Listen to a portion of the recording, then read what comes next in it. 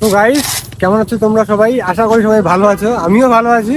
আর এই জিনিসটা দেখে আমি খুব আরো বেশি খুশি হয়ে গেলাম, কারণ 1 তারিখ থেকে রোহিণী যে টোলটা আছে, তোমরা যারা নর্থ বেঙ্গলের পাহাড় ঘুরতে গেছো, দার্জিলিং হোক কার্শিয়াং হোক যেখানে গেছো, এই রাস্তা দিয়ে হয়তো যেতেই হয়েছে।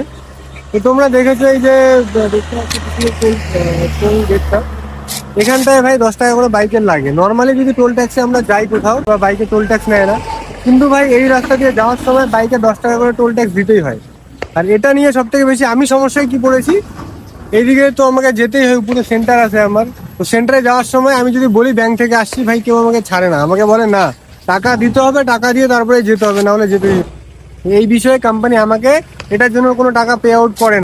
একবার যাওয়ার সময় যদি 10 টাকা দিই, দিয়ে যদি বিকেলে আবার সেই টিকিটটা দেখাই, যদি বলি যে হ্যাঁ আমি সকালে গেছি এবার যাচ্ছি, ছাড়বে না, তখন আবার টাকা দিতে লাগে। তো এটা নিয়ে আমি একটাই কথা বলবো পশ্চিমবঙ্গ সরকারকে, যে অসংখ্য ধন্যবাদ। এই বিষয়টি নিয়ে আর বাকিদের কথা জানি না, কিন্তু আমি খুব হ্যাপি। এখন আমি দিনে 14 বার গেলেও আমাকে টোল ট্যাক্স দিতে লাগবে না। তো নর্থ বেঙ্গলের যারা আছে সবাইকে জানিয়ে দেবো যে এখন আর টোল ট্যাক্স লাগে না, সবাই ঘুরতে যেতে পারো। ঠিক আছে, বাই বাই।